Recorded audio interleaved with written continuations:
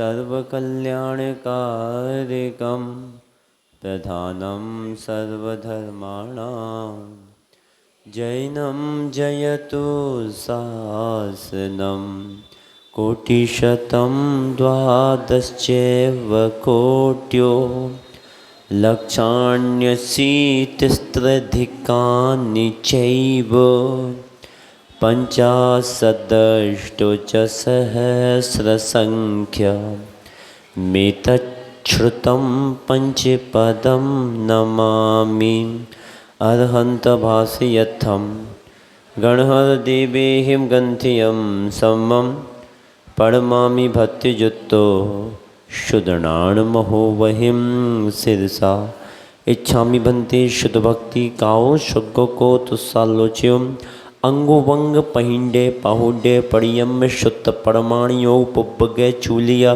चेव सुत्त तैतु धम्मकायम श्याणिचकालम अंचिमी पूज्यमी बंदामी नमंसामी दुख को कम्मको बोहिलाओ सुगई गमनम समाहिमरणम जिनगुण संपत्ति हो मज्जम नमोस्तु पूर्वानिक स्वाध्याय बेलयम श्रीमद् आचार्य भक्ति कायोसर्गम करोम्यम।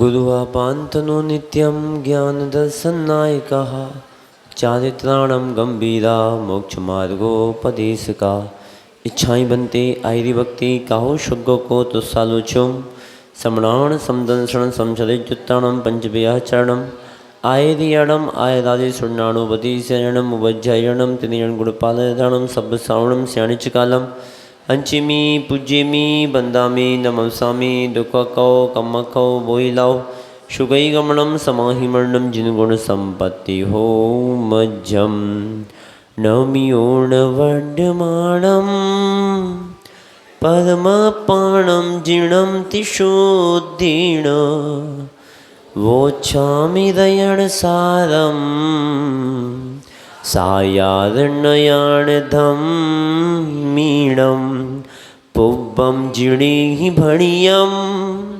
जहठियम गणहरि वीथरियम पुव्वाइरियकमजम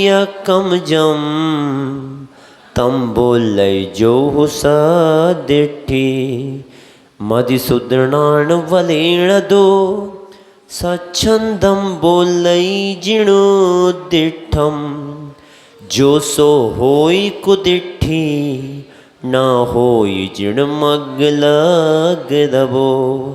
सम्मत्रयण सारम मोख महारोकमूलमिदि भणियम तम जानिज्यनिच्छे व्यवहार सरूबदो भेयम भयवसण मल विवज्य संसार शरीर भोगणे विण्णो अट्टगुणंग समग्गो दंसण शुद्धो पंचगुरु भतो। अध्यात्म योगी आचार्य कुंद कुंद स्वामी मुनिराज की, संत शिरोमणि आचार्य भगवंत श्री विद्यासागर जी महाराज की, परम पूज्य आचार्य भगवान श्री अभिनंदन सागर जी महाराज की, परम पूज्य आचार्य भगवान श्री विपुल सागर जी महाराज की, मम आराध्य परम पूज्य आचार्य भगवान श्री निर्भय सागर जी महाराज की, 3 कम 9 करोड़ मुनि महाराज की, मूल नायक चैतन्य चमत्कारी पारसनाथ भगवान की,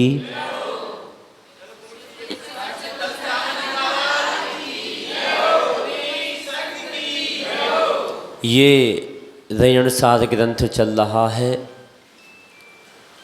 और रयणों में कोई सार है तो आचार्य कुंद कुंद स्वामी मुनिराज ने कहा है, दुनिया के रत्न तो पुद्गल हैं लेकिन अपने आत्म तत्व को पहुंचाने वाले, आप तत्व तक का परिचय कराने वाला अगर कोई रत्न है तो वो सम्यक दर्शन, सम्यक ज्ञान और सम्यक चारित्र है।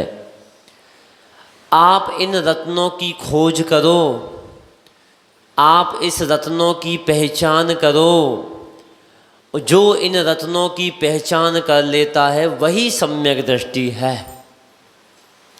इसलिए यहाँ पांचवी गाथा में कल कह रहे थे कि सम्यक दृष्टि कैसा होना चाहिए।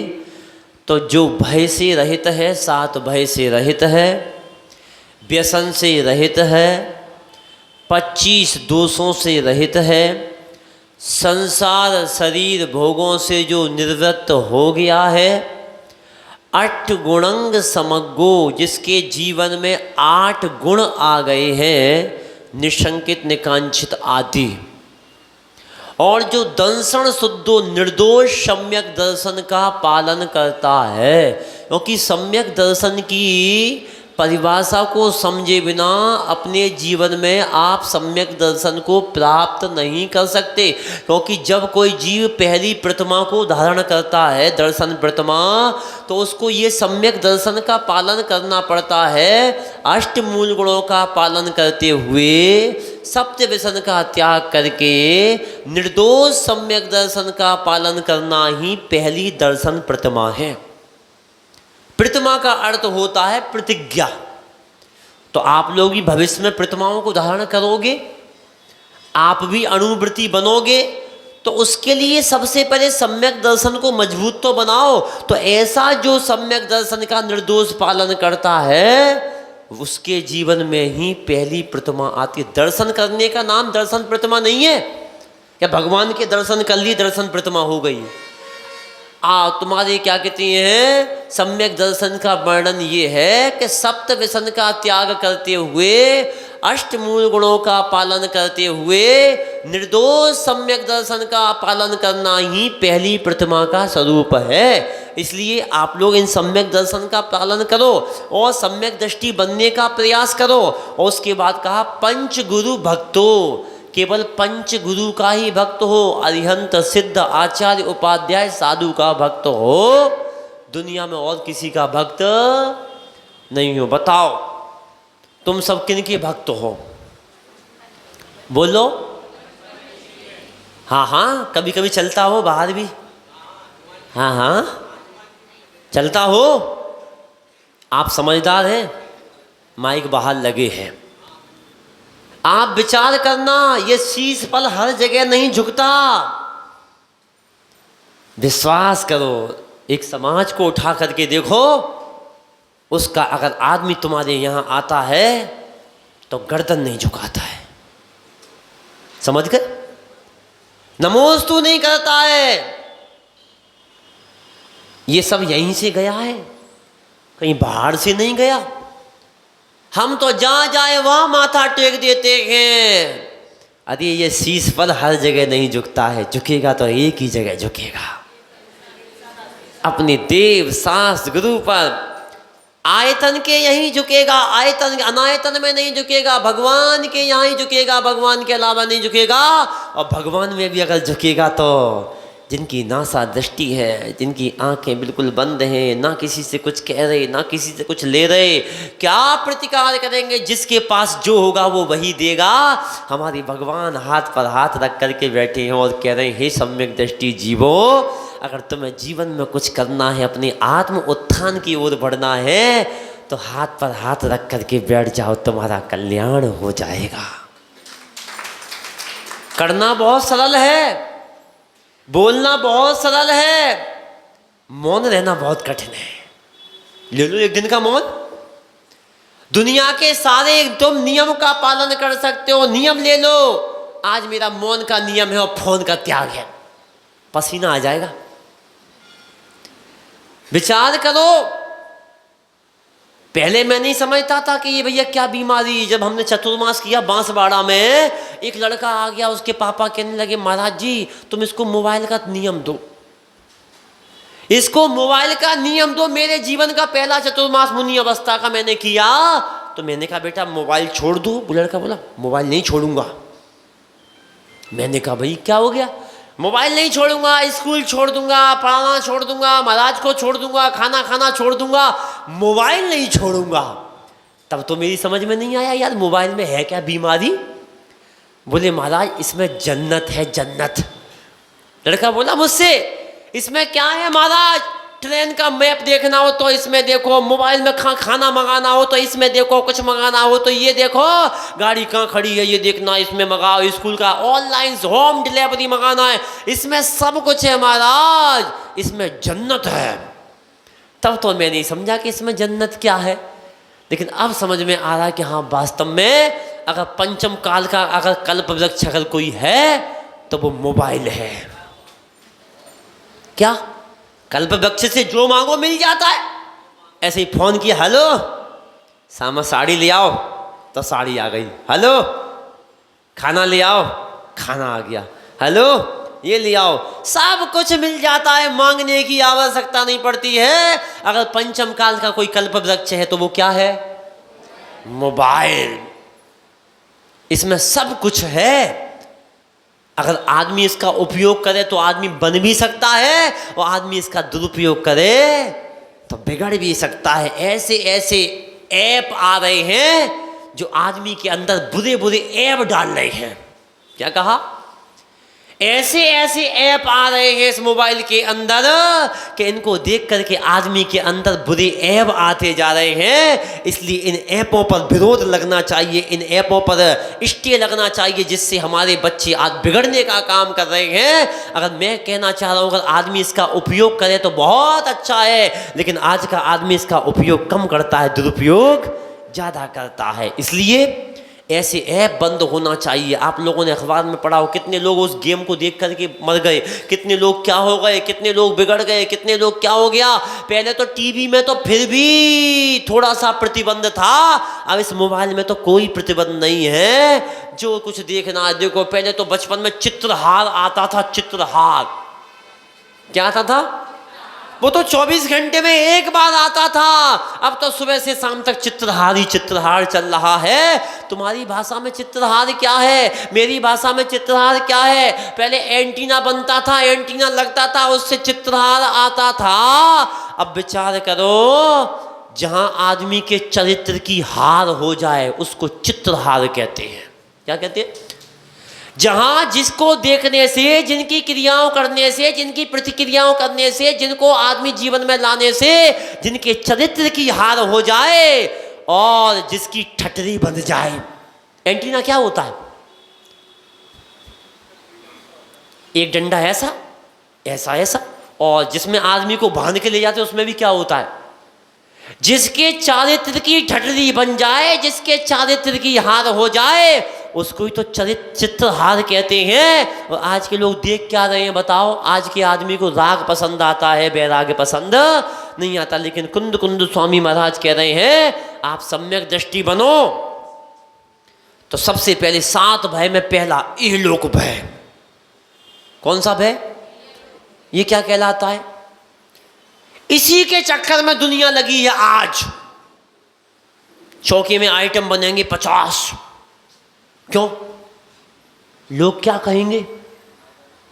इसी का नाम इहलोक भय।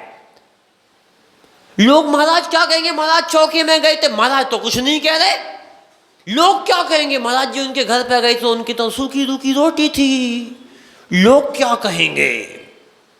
50 आइटम चौके में, लोग क्या कहेंगे? इसी का नाम इहलोक भय है। मकान बनाया, बड़ा इतने बड़े घर का आदमी यार, इसने तो बहुत बड़ी बड़ी बोली लेता है, खंडर मकान में रह रहा है, लोग क्या कहेंगे? बढ़िया मकान बनना चाहिए। फिर इसके बाद बढ़िया मर्सिडीज गाड़ी में आ रहा है, वाह इतना बड़ा बाबू, इतना बड़ा घर का आदमी साइकिल पे आ रहा है, लोग क्या कहेंगे? दुनिया में जितना ये खेल लग रहा है, लोग क्या कहेंगे? इसका ही खेल चल रहा है। बढ़िया बढ़िया काम हो रहा है, सारे काम हो रहे हैं, लोग देखेंगे वाह इनके राज्य में तो इतना बढ़िया काम हुआ, मोदी जी के राज्य में ये काम हुआ, ये ऐसा काम हुआ, इनके राज्य में ये काम हुआ, लोग क्या कहेंगे? इसी का नाम ये लोक वह है मेरे द्वारा इष्ट पदार्थ का वियोग ना हो जाए, अनिष्ट पदार्थ का संयोग ना हो जाए।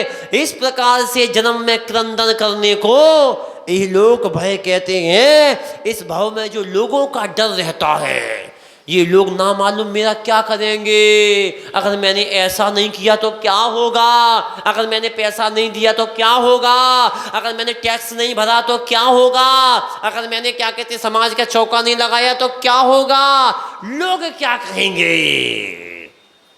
इसी का नाम क्या है। और लोगों का काम तो कहने का ही होता है। क्या कहा।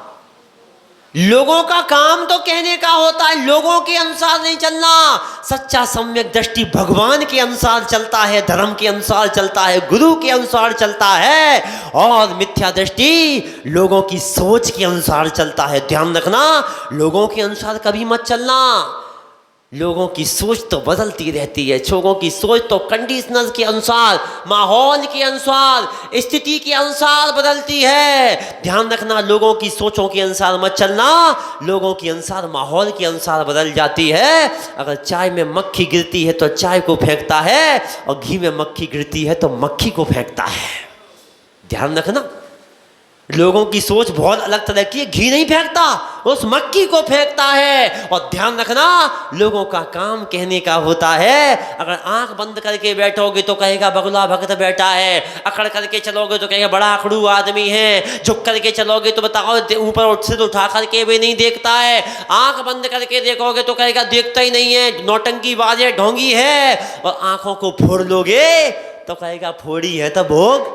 लोगों का काम तो कहने का है। लोगों के अनुसार मत चलना, लोगों के अनुसार मत चलना। लोगों की सोच बड़ी खराब होती है। ध्यान रखना, अपने भगवान के अनुसार, अपने गुरु के अनुसार, अपने आगम के अनुसार चलना। लोग को कहेंगे, लोगों का काम तो याद है, लोग किसी को नहीं छोड़ते, लोग किसी को नहीं छोड़ते। अच्छा करोगे तो कहेंगे, बुरा करोगे तो करोगे, और नहीं करोगे तो भी कहेंगे। लोगों का काम तो कहने का होता है। और याद रखना, अपने जीवन में ऊंचाइयों को छूना है, अपने जीवन में अच्छी सम्यक दृष्टि बनना है तो एक कहानी याद रखना, उस गधे की और बाप बेटे की। याद होगी आपको, लेकिन फिर भी आपने चिंतन नहीं किया। एक बाप एक बेटा गधे को लेकर के जा रहे हैं, गधा भी चल रहा है और बाप बेटा भी पैदल चल रहे हैं। एक गांव से निकले, लोगों ने क्या बताओ कितने बेवकूफ आदमी है, सवारी साथ में चल रही है फिर भी पैदल चल रहे हैं। अब उसने सुना, सुनने के बाद उस बेटे को बैठा दिया, अगले गांव में पहुंचे। लोगों ने क्या बड़ा कितना कलयुग आ गया, बाप पैदल चल रहा है और बेटा गधे पे बैठ के चल रहा है, कैसा कलयुग आ गया। बेटे को उतारा, बाप को बैठा दिया, अब आगे चलने लगे। अगले गांव में पहुंचे तो पहुंचने के बाद बोला, वाह कितना निर्दयी बाप है, बेचारा छोटा बेटा पैदल चल रहा है और बाप गाड़ी बच उस पर गधे पर बैठ के चल रहा है। दोनों गधे पर बैठ गए। अगले गांव में पहुंचे, बोले वाह अब तो आदमी की तो बस हिंसा के प्रति भाव बढ़ गए, अहिंसा का भाव ही खत्म।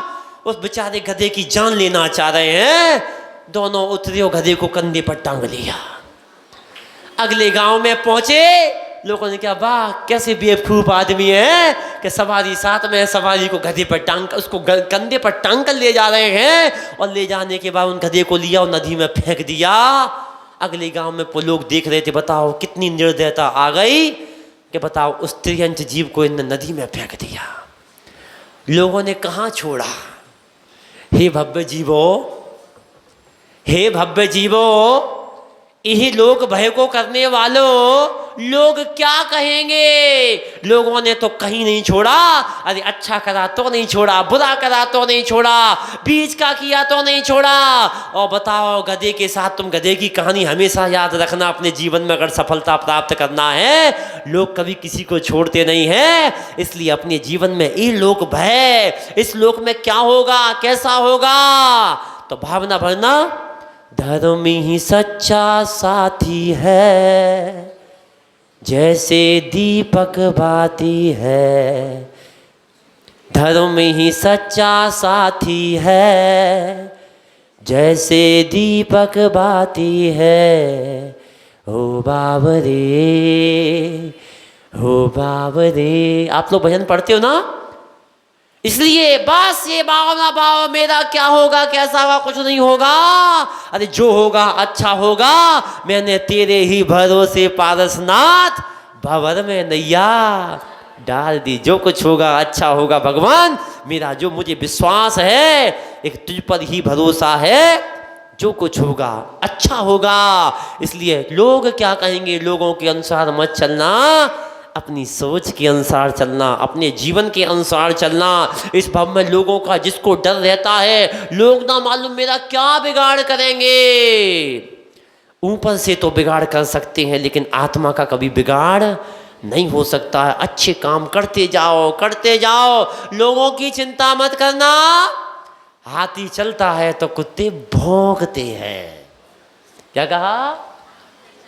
हाथी चलता है तो कुत्ते भौंकते हैं। और सही हाथी वही कहलाता है जो चलता रहे, पीछे मुड़ के ना देखे। और हाथी भी पीछे मुड़ के देखने लगे तो वो हाथी भी अच्छा नहीं कहलाता है। अरे अच्छे काम करते रहो करते रहो करते रहो, क्योंकि ध्यान रखना संकट महापुरुषों के जीवन में आते हैं, कायरों के नहीं। सूर्य चंद्र ग्रहण को लगता है, सितारों को नहीं। ध्यान रखना, करते जाओ, संकट आते जाएंगे आते जाएंगे आते जाएंगे। अच्छे काम में संकट आते हैं। और कभी ये मत कहना कि दिन खराब आए हैं, मत कहो कि दिन खराब आए हैं, कांटों से घिर गए समझो गुलाब आए हैं। इसलिए अच्छे काम करते जाओ, किसी की चिंता मत करो। फिर दूसरा होता है परलोक भय। परलोक भय क्या कहलाता है? परभव में ना मालूम क्या होगा। मैं धर्म तो कर रहा हूँ, फल मिलेगा कि नहीं मिलेगा। मैं भगवान की भक्ति कर रहा हूँ, क्या होगा। मैं मंदिर नहीं जा रहा हूँ, क्या होगा। अरे भगवान, परलोक में मेरा क्या होगा। ध्यान रखना, जिस जीवन को जिस व्यक्ति को परलोक की चिंता होती है, वो अपने आप धर्म से जुड़ जाता है, अपने आप गुरु से जुड़ जाता है, अपने आप अपने आवश्यक करने लग जाता है। और जिसको तो ना इस लोक का भय और परलोक का भय, किसने देखा क्या होगा। जो होगा सो अच्छा होगा, खाओ पियो मौज करो, क्या होगा। तो जिसको ना इस लोक का भय है, जिसको ना परलोक का भय है, तो जिसको ना परभव में ना मालूम मेरा क्या होगा कैसा होगा। परभव में भावी पर्याय रूप अंश को धारण करने वाला आत्मा परलोक है। और उस परलोक में जो कंपाइन करने के समान जो भय होता है, उसको परलोक भय कहते हैं। कौन सा भय? कुल मिलाकर के आगामी काल में क्या होगा, आगे भव में मेरा क्या होगा, ऐसा सोच करके डर लगना, अंदर से प्रवृत्ति होना, वो परलोक भय कहलाती है। आपको परलोक का भय होता है? बोलो। हाँ होता है। थोड़ा बहुत तो होना चाहिए, विचार तो करना चाहिए, आना चाहिए। और जो व्यक्ति उसी को भय आएगा जो धर्म से नहीं जुड़ा, जो धर्म कर रहा है, अपनी आवश्यक कर रहा है, दान पूजा आदि क्रियाएं कर रहा है, उसके जीवन में कभी भय नहीं आता है। इसलिए इहलोक भय, परलोक भय, फिर वेदना भय, ये तो बहुत फताता है। महाराज जी दवाई दे दो, बीमार हैं हम तो शरीर में वात पित्त आदि के प्रकोप से आने वाली बाधा को वेदना कहते हैं। क्या कहा? शरीर में वात पित्त आदि का प्रकोप से आने वाली बाधा को वेदना कहते हैं। और उस मोह के कारण जो विपत्ति के पहले ही जो करुण जो आक्रंदन होता है, वेदना होती है, उस मोह के कारण कहीं में ऐसा ना हो जाए, क्या होगा आदि, शरीर में वात पित्त आने वाली जो बाधा होती है, उस वेदना के निमित्त से जो भय होता है। हमारा घुटना खराब हो गया, हम कैसे धर्म करेंगे, अब तो हम मंदिर नहीं जा पा रहे, हमारा क्या होगा, हमको क्या कहते हैं पीलिया हो गया है, अब हम कैसे मंदिर नहीं, अब क्या होगा। ऐसी जो वेदना का भय सताता है, वो कौन सा भय कहलाता है? वो तो होता ही है महाराज जी, बोलो। होता है ना, होता है कि नहीं? अगर नहीं खाएंगे तो क्या होगा? मर नहीं जाएंगे? भय तो है ही, तभी तो तुम मकान क्यों बनाया? मकान क्यों बनाया? कहीं ठंड ना लगे, कहीं गर्मी ना लगे, ये भय ही तो है। ये भी तो भय है, वेदना का भय नहीं है, लेकिन भय है ये भी। इसलिए शरीर में जो हमारे रोग आदि क्रियाएं हो रही हैं, उस बात पित्त कफ आदि के माध्यम से जो रोग होता है उसे वेदना कहते हैं। उस वेदना के माध्यम से जो हमें रोग किया, जो डर लगता है, अंतर से फीलिंग होती है, कहीं हमारा बुरा ना हो जाए, कहीं हमारा मरण ना हो जाए, कहीं हमारा ऐसा ना हो जाए, ऐसा जो भय होता है वो वेदना भय कहलाता है। कौन सा भय? कितने हो गए? 3। फिर इसके बाद मैं निरोगी हो जाऊं, अभी नहीं, मैं निरोगी हो जाऊं, मुझे कभी वेदना ना होवे, इस प्रकार की मूर्छा बार बार चिंतन करना भी वेदना भय कहलाता है। क्या कहलाता है? मैं निरोग हो जाऊं, मैं मोटा हो जाऊं, मेरी कष्ट बन जाए, मैं जिम चला जाऊं, मेरे अंदर से बीमारी है वो निकल जाए, मुझे कभी वेदना ना आवे भगवान, मैं हमेशा स्वस्थ रहूं, इस प्रकार की मूर्छा या बार बार इसका चिंतन आना भी वेदना भय के अंतर्गत आता है। अरे जो होगा सो होगा, काहे की चिंता? इसलिए अपने जीवन पर भरोसा रखो। जितना हमारा आयु कर्म होगा, ध्यान रखना, कोरोना में कितने लोग आए, सब तो नहीं मरे। जिनका आयु कर्म पूरा था वो मरे नहीं, और जिनका आयु कर्म आ गया वो दुनिया से चले गए। इसलिए वेदना का भय, फिर आगे मृत्यु भय, काय का भय? मरण का भय, मैं जीवित रहूं, मेरा कभी मरण ना हो, देव योग से मुझे कभी मृत्यु ना आवे। इस प्रकार शरीर के नाश के विषयों में जो चिंता होती है, क्या कहा? मैं जीवित रहूं, मेरा कभी मरण ना हो, ऐसा देव योग से कभी मृत्यु ना आवे। इस प्रकार शरीर के नाश के विषयों में जो चिंता होती है वो मरण भय कहलाता है। मकान क्यों बनाया? बोलो, मरण ना हो जाए। कपड़े क्यों पहने? ठंड ना लग जाए। समझा? भोजन क्यों किया? मर ना जाऊं। सब दुनियादारी के चक्कर में लगे, सारी चीज़ों में लगे, मकान बना रहे हैं, गाड़ी खरीद रहे हैं, प्रॉपर्टी खरीद रहे हैं, अपना व्यापार कर रहे हैं, बच्चों का अल्लाह, सब इसी के चक्कर में बना रहे हैं, मरण ना हो जाए। तो ये कौन सा भय? कितने भय हो गए? 4। पहला इहलोक भय, दूसरा परलोक भय, तीसरा वेदना भय, और चौथा मरण भय। 4 ही हुए। अब कितने बचे? 3। सो अब 3 कब होंगे? अब कल होंगे, अभी कहीं जा थोड़ी रहे हैं। सो कल से वहाँ पर कार्यक्रम प्रारंभ है 9 तारीख से। हाँ तो कोई बात नहीं, कल तो कोई विशेष कार्यक्रम नहीं है, चिंता मत करो, विधान है, आप सबको विधान में बैठना है। और हमारा सुबह का सानिध्य तीनों दिन वहीं पर रहेगा। अब सुबह का तो है भी, बाकी जैसा भी होगा आपको बता देंगे शाम को क्या व्यवस्था कैसी रहेगी। सुबह तो कार्यक्रम वहीं पर रहेगा और दोपहर का कार्यक्रम यहीं पर रहेगा, जो क्लास लगेंगी दोपहर में कोई चेंज नहीं। हम तपस्या कर लेंगे, तुम्हें परेशान नहीं करेंगे, हम तपस्या कर लेंगे, ठीक है ना। तो दोपहर में यहीं पर क्लास रहेंगी और शाम का कैसा होगा वो एक बार पूछ करके व्यवस्था करके बता देंगे क्या कैसा होगा। तो आप लोग अपने जीवन में भय से रहे तो हो, तभी आप सच्चे सम्यक दृष्टि कहलाओगे। और ध्यान रखना, लोग क्या कहेंगे, गधे की कहानी याद रखना। आप सब इंसान हो, लेकिन मैंने कहानी गधे की सुनाई है, आदमी की नहीं सुनाई। सो गधे की कहानी हमेशा याद रखना, सो अपने जीवन में उतार के रखना। लोगों का काम तो कहने का है, अच्छा करोगे तो भी कहेंगे और बुरा करोगे तो भी कहेंगे। कहने का काम है आप अपने भगवान के अनुसार, अपने जिन धर्म के अनुसार, अपने गुरु के अनुसार, अपनी जिनवाणी माँ के अनुसार चलने का प्रयास करें। आप लोगों का कल्याण हो, आप सबकी आत्मा का कल्याण हो और आप सब अपने जीवन में अच्छे कार्य करें। इन्हीं मंगल भावनाओं के साथ बोलिए आचार्य भगवान श्री निर्भय सागर जी महाराज की।